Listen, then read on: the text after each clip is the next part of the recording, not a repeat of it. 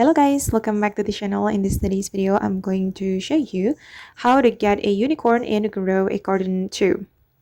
Okay, let's get into it guys. The unicorn is one of the mythic pets in Grow a Garden 2, and it has map spawn only 0.71%, and it costs 12 million shekels.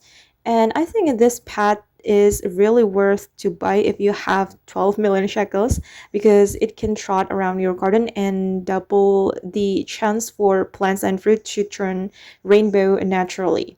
So I would like to recommend you to purchase this unicorn when they spawn on the map.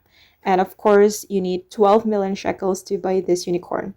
Right now, unfortunately, I still need to farm shekels, guys, to buy this unicorn.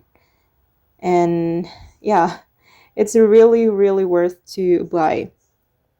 Okay, guys, and that's all about the unicorn pet and Grow a Garden 2 Roblox. I hope this video will be useful for you. Thank you so much for watching, and bye!